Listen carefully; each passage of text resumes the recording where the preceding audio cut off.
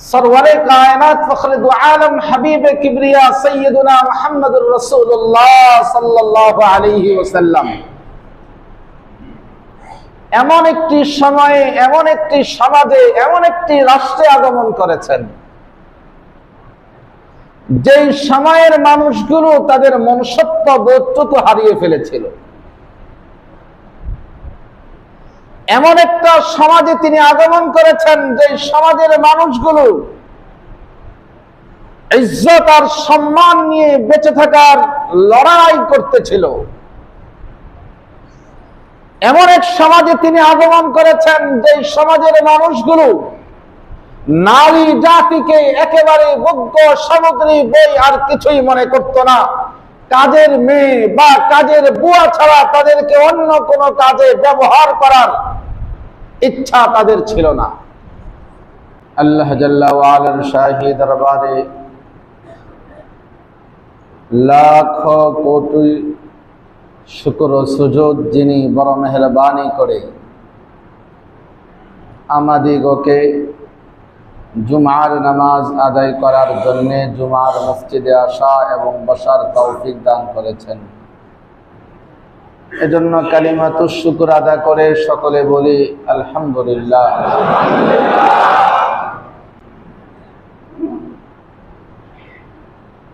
প্যারে হাজিরিন, সিরাতুন নবী সাল্লাল্লাহু আলাইহি ওয়াসাল্লামের উপরে কিছু আলোচনা আমাদের চলছিল। তারই ধারাবাহিকতায় আজকেও আমি এই বিষয়ের উপর আলোচনা করার নিমিত্তে কোরআনের ছোট্ট একখানা আয়াতে কারিমা তিলাওয়াত করেছি।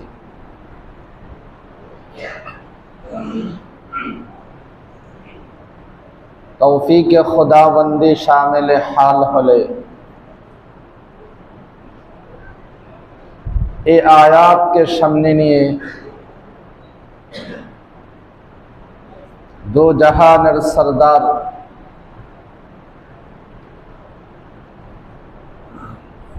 সৈয়দুস সাকালাইন শাফিউল মুযনবিন आक़ाए नामदार ताजदार मदीना साहिब कौसर शाफ़िए महशर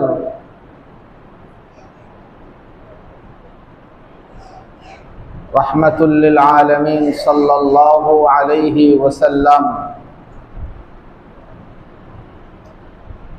তিনি যে বিশ্ববাসীর জন্য রহমত ছিলেন,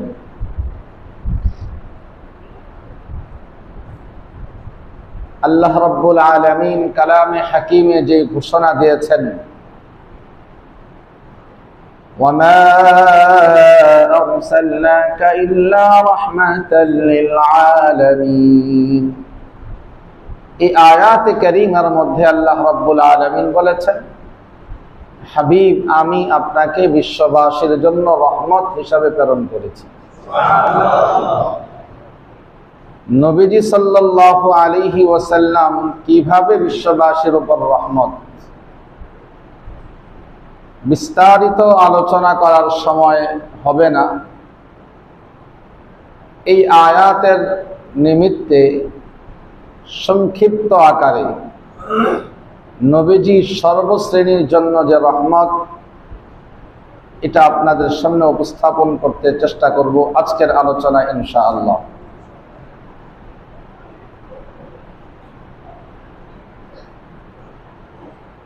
রহমত বলতে আমরা কি বুঝি?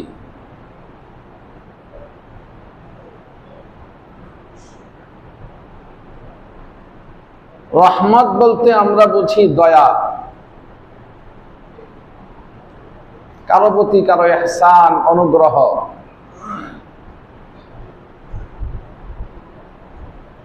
কারো প্রতি ভালোবাসা, কারো বিপদে তার পাশে গিয়ে দাঁড়ানো।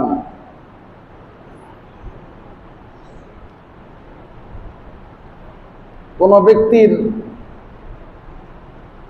কোন এক বিপদে তাকে সেখান থেকে উঠানো। এই অবস্থাগুলো যখন আসে সাধারণত আমরা বলে থাকি যে তিনি আমাদের জন্য রহমত।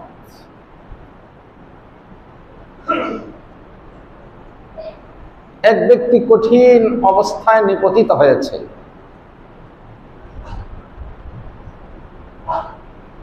দুহাত বাড়িয়ে সাহায্য চাচ্ছে, তার পাশে যারা আছেন তারা এই পরিমাণ সহযোগিতা তাকে করতে পারছেন না, যেই সহযোগিতার কারণে তিনি এই বিপদ থেকে উদ্ধার হয়ে আসতে পারেন। এক সময় এমন অবস্থা হয় যে আশা হারিয়ে ফেলে, নিজেকে একেবারে ধ্বংসের দিকে শেষ পর্যন্ত ঠেলে দেয়। এমন এক পরিস্থিতিতে হঠাৎ কেউ এসে সাহায্যের হাত বাড়িয়ে দিল, তার একটু সহযোগিতা, তার একটি শক্তির যোগান তাকে আবার নতুন করে বাঁচতে শিখালো, তাকে এই বিপদ থেকে উদ্ধারের পথ বের করে দিল, তাকে এই মুসিবত থেকে উদ্ধার করলো। তখন সাধারণত আমরা বলে থাকি এই ব্যক্তি তার জন্য রহমত হিসাবে আল্লাহ তাআলা পাঠাইছেন, বলি না আমরা বলে থাকি। সরওয়ারে কায়নাত ফখরে দু আলম হাবিবে কিবরিয়া সাইয়্যিদুনা মুহাম্মদুর রাসূলুল্লাহ সাল্লাল্লাহু আলাইহি ওয়াসাল্লাম এমন একটি সময়ে, এমন একটি সমাজে, এমন একটি রাষ্ট্রে আগমন করেছেন যেই সময়ের মানুষগুলো তাদের মনুষ্যত্ব বোধটুকু হারিয়ে ফেলেছিল। এমন একটা সমাজে তিনি আগমন করেছেন যে সমাজের মানুষগুলো ইজ্জত আর সম্মান নিয়ে বেঁচে থাকার লড়াই করতেছিল। এমন এক সমাজে তিনি আগমন করেছেন যে সমাজের মানুষগুলো নারী জাতিকে একেবারে বজ্ঞ সামগ্রী বই আর কিছুই মনে করত না। কাজের মেয়ে বা কাজের বুয়া ছাড়া তাদেরকে অন্য কোনো কাজে ব্যবহার করার ইচ্ছা তাদের ছিল না। এমন এক সময়ে তিনি আগমন করেছেন যখন মানুষ তার মানুষের হক আদায় করার ক্ষেত্রে, মানুষ তার অধিকার,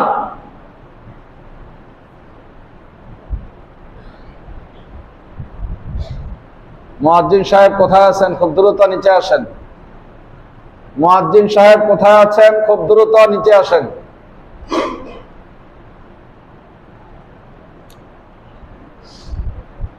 নবীজি সাল্লাল্লাহু আলাইহি ওয়াসাল্লাম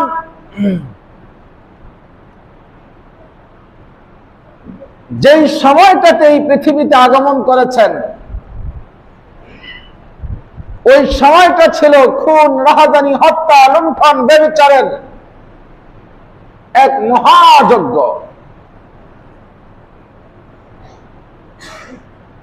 মানুষের ইজ্জত হানি করা, মানুষের হক নষ্ট করা, কাউকে তার অধিকার থেকে বঞ্চিত করা, এটা নিত্যদিনের অভ্যাসে পরিণত হয়েছিল। নবীজি সাল্লাল্লাহু আলাইহি ওয়াসাল্লাম এই ধরাধামে তাশরিফ এনে যখনই তিনি বড় হচ্ছিলেন আর এই সমাজের অবস্থাগুলো দেখছিলেন, যেহেতু তিনি রাহমাতুল লিল আলামিন হবেন, যেহেতু তিনি দুজাহানের সরদার হবেন, উত্তম আদর্শ আর মাধুর্যের মানুষ হবেন, সারা পৃথিবীর সকল মানুষের, সকল ধর্ম বর্ণের মানুষের মডেল হবেন, ছোট কাল থেকেই তার মধ্যে সেই আদর্শ, সেই চিহ্ন পরিলক্ষিত হচ্ছিল। সবগুলো এখন পেশ করা সম্ভব নয়। নবীজি সাল্লাল্লাহু আলাইহি ওয়াসাল্লাম যখন যৌবনে উপনীত, যখন তিনি যৌবনে উপনীত, নবীজি সাল্লাল্লাহু আলাইহি ওয়াসাল্লাম তার যৌবন বয়সে যখন উপনীত হলেন, তখন সমমনা যুবকদেরকে নিয়ে সর্বপ্রথম হিলফুল ফুজুল নামক একটি সংগঠন প্রতিষ্ঠা করেন। এই হিলফুল ফুজুল সংগঠনের মাধ্যমে নবুয়তের পূর্বেই তিনি সমাজের এই বিশৃঙ্খলা, অরাজকতা, হক থেকে বঞ্চিত করার এই অবস্থাগুলো সমাজ থেকে মূলোৎপাটন করে একটি সুন্দর সমাজ গঠনের প্রতি তিনি নিজেকে নিয়োজিত করেন।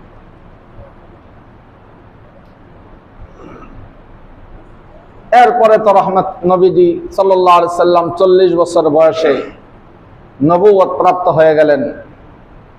নবুয়ত প্রাপ্ত হওয়ার পরে একে একে সমাজের এই যত বিশৃঙ্খলা ছিল, সমাজের মধ্যে যত অরাজকতা ছিল, যত ঘৃণ্য কার্যক্রম ছিল, আল্লাহ রাব্বুল আলামিন নবীজি সাল্লাল্লাহু আলাইহি ওয়াসাল্লামের মাধ্যমে একটা একটা করে সবগুলো সমাধান করেছেন। একটা একটা করে সবগুলো সমাধান করেছেন। নবীজি সাল্লাল্লাহু আলাইহি ওয়াসাল্লাম সমাজের এই বিশৃঙ্খলাগুলো একটা একটা করে সমাধান শুরু করেছেন। এই জন্য নবীজি সাল্লাল্লাহু আলাইহি ওয়াসাল্লামকে আল্লাহ রাব্বুল আলামিন ঘোষণা করলেন রাহমাতুল লিল আলামিন। এরপরে আল্লাহ রাব্বুল আলামিন শুধু রহমত বলে শেষ করেননি, বলেছেন রাহমাতাল লিল আলামিন।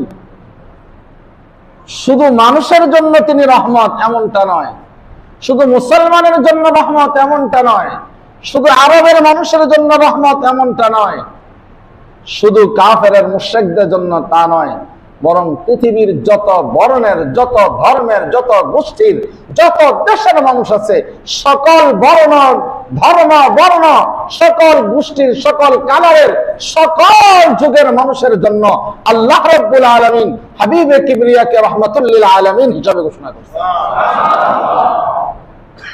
আলম এর বহুবচন আলামিন। এই পৃথিবী একটা আলম, পশুর জগৎ একটা আলম, পাখির জগৎ একটা আলম, কবরের জিন্দেগি একটা আলম, হাসরের জিন্দেগি একটা আলম, নদীর জিন্দেগি একটা আলম। এই সবগুলো আলাদা আলাদা আলাদা আলাদা। আল্লাহ রাব্বুল আলামিন নবীজি সাল্লাল্লাহু আলাইহি ওয়াসাল্লামকে মানুষের জন্য রহমত বানাইছেন। নবীজি সাল্লাল্লাহু আলাইহি ওয়াসাল্লামকে কাফেরদের জন্য রহমত বানাইছেন। নবীজি সাল্লাল্লাহু আলাইহি ওয়াসাল্লামকে নারীদের জন্য রহমত হিসেবে প্রেরণ করেছেন।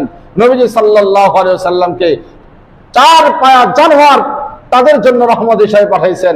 নবীজি সাল্লাল্লাহু আলাইহি ওয়াসাল্লামকে উড়ন্ত পাখিদের জন্য রহমত হিসেবে প্রেরণ করেছেন। নবীজি সাল্লাল্লাহু আলাইহি ওয়াসাল্লামকে ওই কীট পতঙ্গের জন্য রহমত হিসেবে প্রেরণ করেছেন। নবীজি সাল্লাল্লাহু আলাইহি ওয়াসাল্লামকে কবরবাসীদের জন্য রহমত হিসেবে প্রেরণ করেছেন।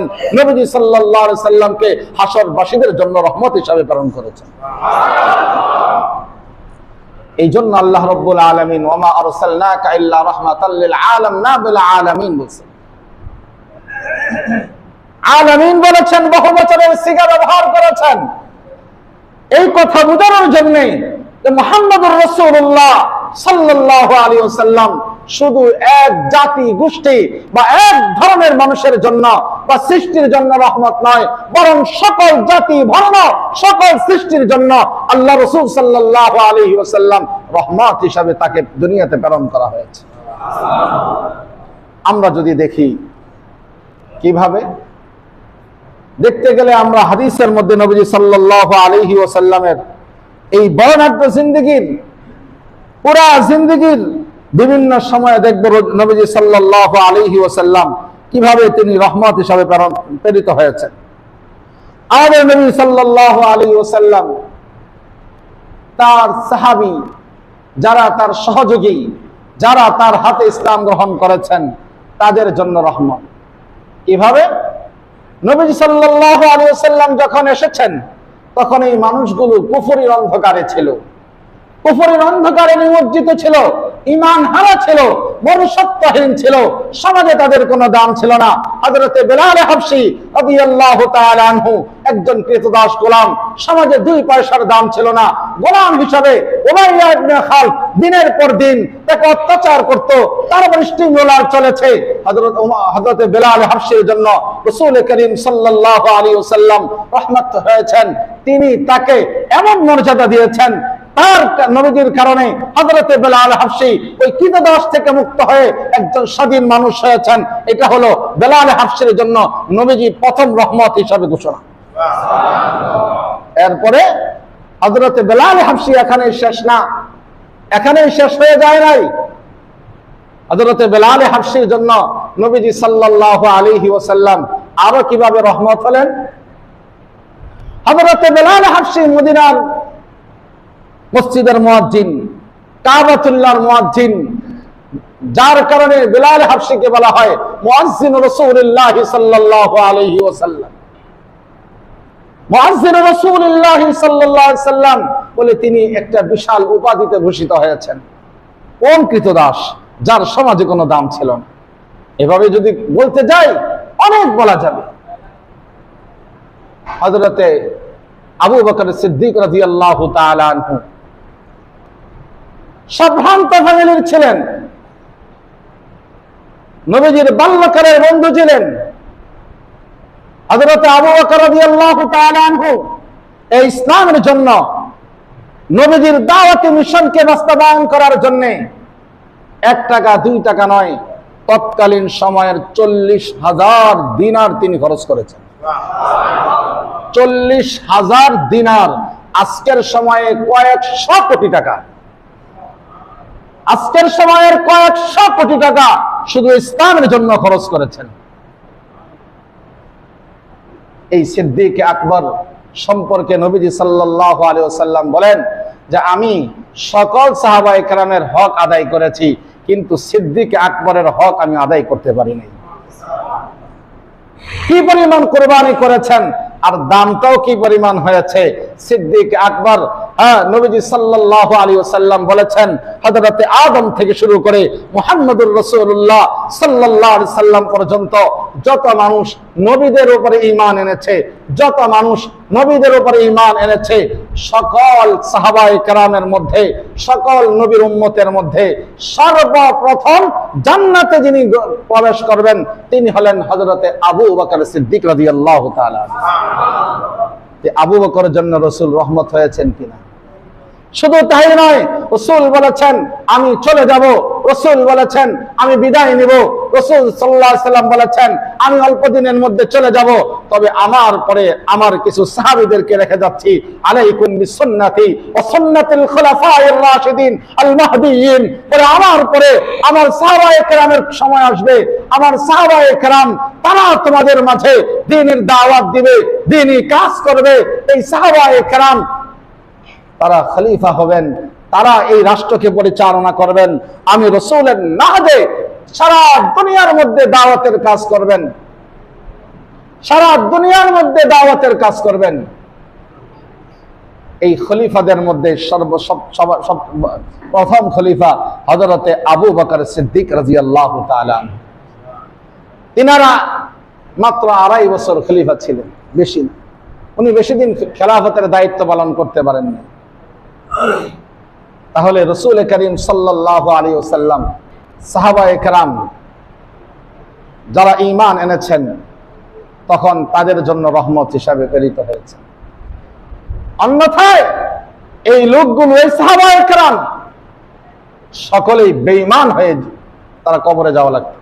ঠিক না বেঠিক? বলেন ঠিক না বেঠিক? তাহলে সাহাবীরা এই যে ঈমানদার হয়ে কবরে গেলেন, তাহলে এই সাহাবায়ে কেরামের জন্য নবীজি সাল্লাল্লাহু আলাইহি সাল্লাম রহমত কিনা? আর তো জোরে বলেন রহমত কিনা? প্যারে হাজিরিন, প্যারে হাজিরিন, এমনি ভাবে রাসূলুল্লাহ সাল্লাল্লাহু আলাইহি ওয়াসাল্লাম সাহাবায়ে কেরামের জন্য রহমত হয়েছেন। এখানে শেষ না। এরপরে নবীজি সাল্লাল্লাহু আলাইহি ওয়াসাল্লাম আল্লাহ ওয়ালা যারা ইবাদত বন্দেগীর মাধ্যমে আল্লাহর রাজামন্দি অর্জন করেছেন, তাদের জন্য নবীজি সাল্লাল্লাহু আলাইহি ওয়াসাল্লাম রহমত।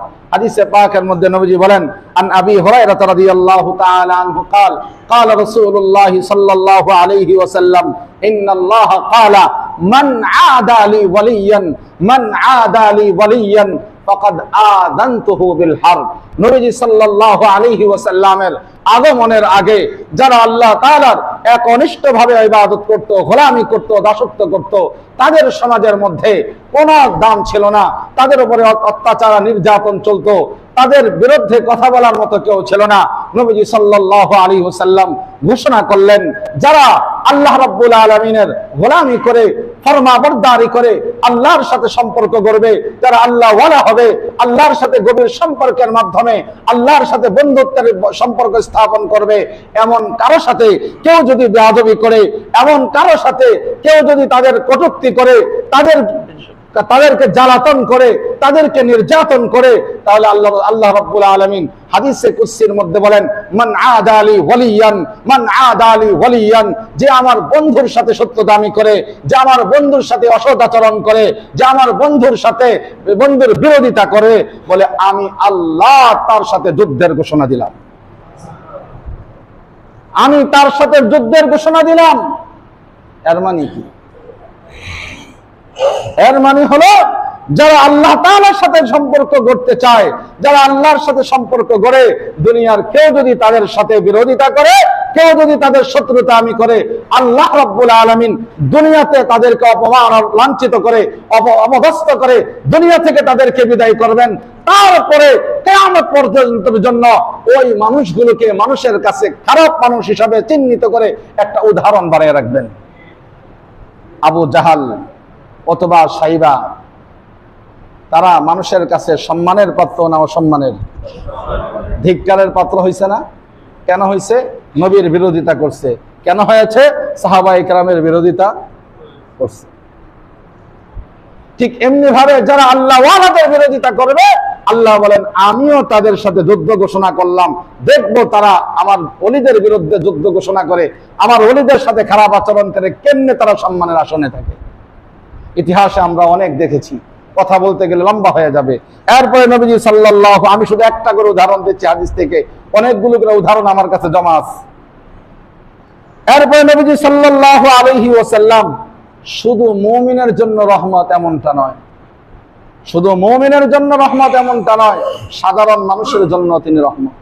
কিভাবে? হাদিসে পাকের মধ্যে আল্লাহ রাসূল বলেন, আন উকবাত ইবনে আমির রাদিয়াল্লাহু তাআলা আনহু قال قال رسول الله صلى الله عليه وسلم سلمن قطعك واطمن حرمك واعف عمن ظلمك। আল্লাহ রাসূল সাল্লাল্লাহু আলাইহি ওয়াসাল্লাম বলেন, তিন শ্রেণীর মানুষ, এই তিন শ্রেণীর মানুষ তারা ঈমানদার নয়। তারা কি নয়? ঈমানদার নয়। কি কি? যারা আত্মীয়তার হক নষ্ট করে। যারা কি করে? বলেন একটু। আত্মীয়তার হক নষ্ট করে, আত্মীয়তার সম্পর্ক ছিন্ন করে এবং আত্মীয়র হক আদায় করে না। এরপরে জুলুম করে। কি করে? অন্যের প্রতি জুলুম করে। তিন শ্রেণী। একটা হলো আত্মীয়তার সম্পর্ক ছিন্নকারী, আরেকটা হলো আত্মীয়তার হক নষ্টকারী বা মানুষের হক নষ্টকারী, আরেকটা হলো মানুষের প্রতি কি করি? জুলুমকারী। আল্লাহ রাসূল বলেন, এই তিন শ্রেণীর মানুষ ঈমান দাবি করলেও তারা ঈমানের অংশীদার না, ঈমানদারের অংশ না। আল্লাহ রাসূল সাল্লাল্লাহু আলাইহি ওয়াসাল্লাম এরপরে কি বলেন? যদিও তারা তোমার সাথে এমন আচরণ করে, তারা যদিও সমাজের মধ্যে এই আচরণ করে, তারপরেও আল্লাহ রাসূল বলেন তাদের সাথে তোমরা সম্মান করো, তাদের সাথে তোমরা সম্পর্ক বজায় রাখো। আল্লাহ রাসূল বলেন, সিলমান কতাক, তুমি সম্পর্ক বজায় রাখো যে তোমার সাথে সম্পর্ক ছিন্ন করেছে, যে তোমার সাথে সম্পর্ক ছিন্ন করেছে, তুমি তার সাথে সম্পর্ক বজায় রাখো। ওয়াতিমান হারামাক, যে তোমার হক আদায় করে নাই, তোমার হক নষ্ট করেছে, তোমার প্রাপ্য থেকে তোমাকে বঞ্চিত করেছে, তুমি তাকে তার হক বুঝিয়ে দাও, তুমি তাকে তার হক বুঝিয়ে দাও। এরপর ওয়াফু আম্মান জালামাক, আর যে তোমার প্রতি অন্যায়ভাবে জুলুম করেছে, অত্যাচার করেছে, তুমি তাকে মাফ করে দাও, তুমি তাকে কি করে দাও? মাফ করে দাও। তাহলে আল্লাহ রাব্বুল আলামিন মুমিনদেরকে তিনটা নসিহত করে কি বুঝাইলেন যে এই তিন শ্রেণীর মানুষ ঈমান থেকে বিচ্যুত হওয়া সত্ত্বেও তাদের সাথে মন্দ আচরণ করা যাবে। একটু আওয়াজ দিয়ে বলেন। তাহলে আল্লাহ রাসূল আমাদেরকে কি শিখাইছেন যে জালেমের সাথেও জালেমকেও কি করতে হবে, মাফ করতে হবে। আল্লাহ রাসূল কি শিখাইলেন যে হক নষ্ট করে তাকে তার প্রাপ্য আদায় করতে হবে, যে সম্পর্ক ছিন্ন করে তুমি তার সাথে সম্পর্ক রাখো। এটা হলো ইসলামের সৌন্দর্য। এর মাধ্যমে সে মানুষ হিসাবে তার মর্যাদা পাবে, এর মাধ্যমে সে হেদায়েতের রাস্তায় ফিরে আসার সুযোগ পাবে। তাহলে বেঈমানের জন্য আল্লাহ রাসূল রহমত কিনা? আর তো জোরে বলেন রহমত কিনা? এরপরে আসেন দুনিয়ার স্বামীরা, যারা পুরুষ স্বামী, আজকের সমাজে নারী অধিকারের আইন আছে, আছে না? নারীদের জন্য আইন আছে, নারী নির্যাতন আইন, কিন্তু পুরুষ নির্যাতন আইন কিন্তু নাই। আসেনি? আরে বলেন আছে? যার কারণে এক ধরনের পুরুষরাও নির্যাতনের শিকার, বহু পুরুষ নির্যাতনের শিকার। বহু নারী তার স্বামীর বিরুদ্ধে মিথ্যা অপবাদ দিয়া মামলা মোকদ্দমা করে তাকে অবস্থা কেরাসিন গড়াইলে। আসেনি? তার সম্মানহানি করে চলতেছে, মাথা নিতে করে স্বামী থাকে। আসেনি? কিন্তু কোনো আইন না থাকার কারণে কোনো ব্যবস্থাও নাই। আল্লাহ রাসূল সাল্লাল্লাহু আলাইহি সাল্লাম বলেন, দুনিয়ার কেউ যদি এই স্বামীদেরকে সম্মান নাও দেয়, দুনিয়ার কোনো আদালত যদি নাও দেয়, আল্লাহ রাসূল কি পরিমাণ সম্মান দিয়েছেন দেখেন। হাদিসে পাকের মধ্যে আল্লাহ রাসূল সাল্লাল্লাহু আলাইহি সাল্লাম বলেন, লাউ কুনতু আমুরু আহাদিন আইয়াসজুদা লিআহাদিন লা আমারতুন নিসা আইয়াসজুদা লিআজওয়াজিহিন্না। আমি যদি দুনিয়ার মানুষদেরকে আল্লাহ ছাড়া কাউকে সিজদা করার হুকুম দিতাম, তাহলে দুনিয়ার সকল নারীদেরকে বলতাম তারা যেন তাদের স্বামীদেরকে সিজদা করে। সুবহানাল্লাহ বলবেন। তারা যেন তাদের স্বামীদেরকে কি করে? সম্মান করে, সিজদা করে। এটার দ্বারা আল্লাহ রাসূল সাল্লাল্লাহু আলাইহি সাল্লাম দুনিয়ার সকল স্বামীদের মর্যাদা কি পরিমাণ বুঝাইলেন যে এই মাথা, মানুষের মাথা, পুরা বডির সবচেয়ে সম্মানিত জায়গার নাম ললাট, এই কপাল। এর চেয়ে দামি আর কোনো জায়গা আছে? এর চেয়ে দামি আর কোনো জায়গা আছে? এই কপালটা আমরা কোথায় ঠেকাই? জমিনে ঠেকাই। কার সামনে? আরো জোরে বলেন, কার সামনে? আল্লাহর সামনে ঠেকাই। আর কারো সামনে এই কপাল ঠেকানো যাইবনি? বাবার মাজারে যায়, দরগায় যায়, দুর্গায় যায়, বটগাছের নিচে, ওই জটওয়ালা, তালাওয়ালা, লাঠিওয়ালা, খাজাওয়ালা, বিড়িওয়ালা, বদনাওয়ালা, কারো সামনে এই মাথা নত করা যাবে এক আল্লাহ ছাড়া। আল্লাহ রাসূল সাল্লাল্লাহু আলাইহি সাল্লাম এই হাদিসের মাধ্যমে বুঝাইলেন, ও দুনিয়ার স্বামীরা, দুনিয়ার কেউ যদি তোমাদেরকে সম্মান না দেয়, আমি আল্লাহ রাসূল তোমাদের সম্মান ঘোষণা করলাম যে তোমাদের সম্মান স্ত্রীদের উপরে কি পরিমাণ, আল্লাহর পরে তোমাদের নারীদের কাছে সবচেয়ে বেশি সম্মানের অধিকারী তোমরা। শুধু তাই না, আরেক হাদিসের মধ্যে আল্লাহ রাসূল সাল্লাল্লাহু আলাইহি সাল্লাম বলেছেন, যেই স্বামী স্ত্রী মারা গেল কিন্তু তার স্বামী তার উপরে সন্তুষ্ট না, ওই মহিলা যত ইবাদত করে সে জাহান্নামে যাবে। ওই মহিলা যত ইবাদত করুক সে কোথায় যাবে? তাহলে সম্মান দিবেন কে? আল্লাহ। আরো জোরে বলেন কে? আল্লাহ। কার মাধ্যমে পাইলাম? কার মাধ্যমে পাইলাম? তাহলে রাসূল করিম সাল্লাল্লাহু আলাইহি ওয়াসাল্লাম দুনিয়ার স্বামীদেরকে সম্মান দিচ্ছেননি? একটা গুলো আরো আছে হাদিস। এরপরে এখন কইবেন শুধু স্বামীদেরকে দিছে, তাহলে মহিলাদেরকে তো দেয় নাই। আল্লাহ রাসূল সাল্লাল্লাহু আলাইহি সাল্লাম দুনিয়ার সকল মহিলাদের জন্য রহমত। হাদিসের মধ্যে আল্লাহ রাসূল বলেন যে আল জান্নাতু তাহতা আকদামিল উম্মাহাত, আল জান্নাতু তাহতা আকদামিল উম্মাহাত।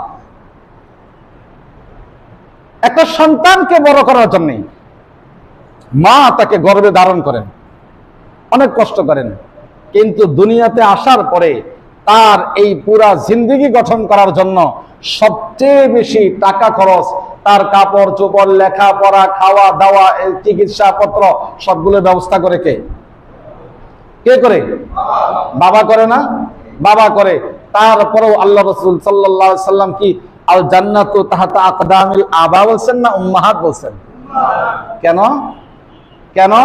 যে একটা পুরুষ, একটা বাবা তার সন্তানকে লালন পালন করতে দীর্ঘ সময় মেহনত করে, কিন্তু একটা মা তার সন্তানকে দুনিয়াতে আনতে 9 মাস 10 মাস যেই পরিমাণ কষ্ট করে, বলে একটা বাবার 50 বছর এই পরিমাণ কষ্ট হয় না।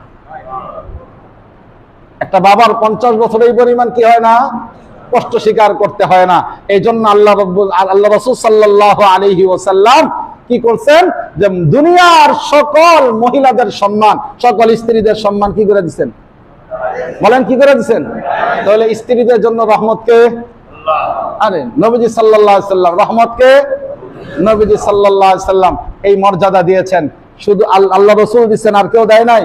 আল্লাহ রাব্বুল আলামিন কালামে হাকিমের মধ্যে বলেন, ওয়া আশিরুহুন্না বিল মারুফ, ও দুনিয়ার পুরুষেরা, শুধু স্ত্রীদেরকে ভোগ্য সামগ্রী বানাইবা এটা চলবে না, তোমরা তাদের সাথে সুন্দর কোমল আচরণ করো, কোমল আচরণ করো। এরপরে রাসূল করিম সাল্লাল্লাহু আলাইহি সাল্লাম দুনিয়ার সকল সন্তানের জন্য রহমত, দুনিয়ার সকল সন্তানের জন্য কি রহমত। আল্লাহ রাসূল সাল্লাল্লাহু আলাইহি ওয়াসাল্লাম কন্যা সন্তানদের জন্য রহমত, কারণ কন্যা সন্তানরা ওই যুগে সবচেয়ে বেশি অবহেলিত ছিল, জীবন্ত পুঁতে ফেলা হতো। জানি না আমরা ঘটনা, জীবন্ত পুঁতে ফেলা হতো। কন্যা সন্তানদেরকে রাখা তাদের জন্য লজ্জাজনক ছিল। আর আল্লাহ রাসূল সাল্লাল্লাহু আলাইহি ওয়াসাল্লাম এই কন্যা সন্তানদের সম্মান ফিরিয়ে দিলেন কিভাবে? মান আলা জারিয়াতাইন দাখালাত আনা ওয়া হুয়াল জান্নাহ কাহাতাইন। আল্লাহ রাসূল সাল্লাল্লাহু আলাইহি ওয়াসাল্লাম বলেন, যেই ব্যক্তি দুইটা কন্যা সন্তানকে লালন পালন করে, কয়টা? দুইটা কন্যা সন্তানকে লালন পালন করে, বলে ওই ব্যক্তি এবং লালন পালন করে তার যোগ্য স্বামীর কাছে সে হস্তান্তর করে, ওই ব্যক্তি হাসরের জান্নাতে আমি আর ওই ব্যক্তি এমন ভাবে থাকবো। ও আশারা বিইসবাইহি, এরপর আল্লাহ রাসূল সাল্লাল্লাহু আলাইহি ওয়াসাল্লাম এই দুই আঙ্গুলকে এমনি দেখাইছেন, বলে এই দুইটা আঙ্গুল কি দূরে না কাছে? বলে কাছে। বলে এই দুইটা আঙ্গুল যেমন কাছাকাছি, যে ব্যক্তি তার দুইটা কন্যা সন্তানকে লালন পালন করে, তার হক আদায় করে, তাকে সুন্দরভাবে বিবাহ শাদী দিবে, আল্লাহ রাসূল সাল্লাল্লাহু আলাইহি ওয়াসাল্লাম বলেন হাসরের ময়দানে ওই ব্যক্তি আমি মুহাম্মদুর রাসূলুল্লাহর সাথে এতটাই কাছে থাকবে, দুই আঙ্গুল যেমন কাছে। কে বাড়াইলেন সম্মান? কার মাধ্যমে? কার মাধ্যমে? রাসূলের মাধ্যমে। এইভাবে আল্লাহ রাব্বুল আলামিন দুনিয়ার সকল বোনদের জন্য রহমত, দুনিয়ার সকল কাজের জন্য রহমত, বোনদের জন্য রহমত। আল্লাহ রাসূল সাল্লাল্লাহু আলাইহি ওয়াসাল্লাম বলেন, মান কানা লাহু সালাসু বানাতিন আও সালাসু আখওয়াতিন আও ইবনাতানি আও উখতানি ফাহসানা সুহবাতাহুন্না ওয়াত্তাকিল্লাহা ফীহিন্না ফালাহুল জান্নাহ। যে ব্যক্তি তার দুইটা বোন অথবা তার তিনটা বোনকে অথবা তার তিনটা ভাইকে লালন পালন করবে, আল্লাহ রাসূল বলেন যে ওই ব্যক্তি তার জান্নাতকে আবশ্যক করে নিল। রাসূল করিম সাল্লাল্লাহু আলাইহি ওয়াসাল্লাম বোনদের জন্য রহমত কিনা? এরপরে যারা ব্যবসা করে, ব্যবসায়ীদের জন্য রাসূলুল্লাহ সাল্লাল্লাহু আলাইহি ওয়াসাল্লাম এই রহমত। আন আবি সাঈদ আল খুদরি রাদিয়াল্লাহু তাআলা আনহু قال قال رسول الله صلى الله عليه وسلم التاجر الصدوق الامين التاجر الصدوق الامين مع النبيين والصديقين والشهداء والصالحين। আল্লাহ রাসূল সাল্লাল্লাহু আলাইহি ওয়াসাল্লাম বলেন, যে ব্যক্তি ব্যবসা করে, যদি সৎ ব্যবসা করে, হালাল ভাবে ব্যবসা করে, কোন হারামের সংমিশ্রণ না থাকে, কাউকে ধোঁকা না দেয়, কাউকে না ঠকায়, বলে ওই ব্যবসায়ী হাসরের ময়দানে নবীদের সাথে তার যে হাসর হবে, সিদ্দিকদের সাথে তার হাসর হবে, সালেহিনদের সাথে তার হাসর হবে, শহীদদের সাথে তার হাসর হবে। তাহলে ব্যবসায়ীদের জন্য রহমত কিনা? কিন্তু কিসের কি শর্ত? কি সৎভাবে ব্যবসা করতে হবে, কাউকে ধোঁকা দেওয়া যাবে না, কারো হক নষ্ট করা যাবে না, কারো প্রতি জুলুম করা যাবে না, হারামের সংমিশ্রণ ঘটানো যাবে না। দুনিয়ার সকল শ্রমিকদের জন্য আল্লাহ রাসূল সাল্লাল্লাহু আলাইহি ওয়াসাল্লাম রহমত। আল্লাহ রাসূল সাল্লাল্লাহু আলাইহি ওয়াসাল্লাম বলেন, আতুল আজিরা আজরাহু ক্বাবলা আন ইয়াজিফা আরকাহু। বলেন আল্লাহ রাসূল সাল্লাল্লাহু আলাইহি ওয়াসাল্লাম বলেন, শ্রমিকরা যখন তোমাদের ঘরে কাজ করে, তোমাদের কোনো অধীনস্থ থাকে, তোমরা তাদেরকে তাদের শরীরের ঘাম শুকানোর আগে তাদের উজরত দিয়ে দাও, পারিশ্রমিক দিয়ে দাও। কিন্তু আজকের সমাজে অনেক বড় অবহেলার শিকার এই শ্রমিক জাতি। কাজ করায় তাদেরকে, কাজ করাইয়া বেতনের জন্য ঘুরাইতে থাকে। কথা বলেন ঠিক না বে ঠিক? তাদের সঠিক প্রাপ্যটা দিতে চায় না। নয় ছয় করে ঘুরাইয়া তাদেরকে মাহরুম করতে চায়, বঞ্চিত করতে চায়। এমন মানুষ আসেনি? দেখবেন যারা আছে তারা দুনিয়াতে লাঞ্ছিত অবহেলিত মরে, শেষ বয়সে তাদের কোনো দাম থাকে না, তাদের কোনো মূল্য থাকে না, অথবা ক্যান্সার হইয়া কঠিন বিপদে নিপতিত হইয়া তারপরে মরে। কারণ মানুষের এটা অনেক বড়, অনেক বড়, অনেক বড়। এটা যে কই জায়গায় পৌঁছে, কারণ দাওয়াতুল মাজলুম সরাসরি আকাশে চলে যায়, মাঝখানে কোনো পর্দা নাই। আল্লাহ তাআলা আমাদের সকলকে হেফাজত করেন। এভাবে বলতে থাকলে আমার সময় অনেক চলে যাবে, এখন সময় শেষ, এমনি বেশি হয়ে গেছে, আর বললাম না। শেষ কথা হলো এতটুকু যে রাসূল করিম সাল্লাল্লাহু আলাইহি ওয়াসাল্লাম আমার জন্য, আপনার জন্য কি হিসাবে আসছেন? আরো জোরে বলেন, কি হিসাবে আসছেন? পুরা জগতের জন্য কি হিসাবে আসছেন? এখন এই নবীর রহমত হিসাবে আসছেন। শুধু পাইলাম, শুনলাম, আর বাস এটা নিয়ে শান্তির ঢেকুর, আনন্দের ঢেকুর উঠলাম, তাহলে কি আমি রহমতের নবীর শাফাআত পেয়ে জান্নাতে যেতে পারবো? বলেন, যেতে পারবো না? শর্ত শরাত আছে। এইবার আর কই না, আসেনি শর্ত শরাত? শর্ত শরাত কি? রাসূলের সুন্নাত মোতাবেক চলতে হবে। কি মোতাবেক? কি মোতাবেক? আর সবাই বলেন, কি মোতাবেক চলতে হবে? রাসূলের দেখানো পথ অনুযায়ী চলতে হবে। যদি আল্লাহ রাসূলের দেখানো পথে চলতে পারি, ও আমার মুসলমান ভাইয়েরা, ও আমার মুসল্লি ভাইয়েরা, ও আমার যুবক ভাইয়েরা, ও আমার মুরব্বী বাবারা, আল্লাহ রাসূল সাল্লাল্লাহু আলাইহি সাল্লাম বলেছেন, যে ব্যক্তি আল্লাহ রাসূলের সুন্নাত মোতাবেক চলতে পারবে, যে ব্যক্তি আল্লাহ রাব্বুল আলামিন হুকুম মতো তার জীবনটাকে সাজাইতে পারবে, ওই ব্যক্তির দুটো চোখ বন্ধ হতে দেরি হবে, আর জান্নাতে পৌঁছতে দেরি হবে না।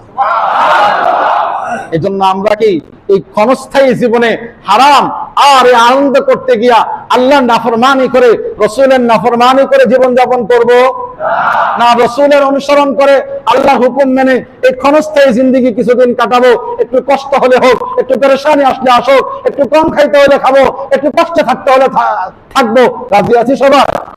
কিন্তু রাসূলের সুন্নাত ছাড়া যাবে? রাসূলের সুন্নাত ছাড়া যাবে? নামাজ ছাড়া যাবে?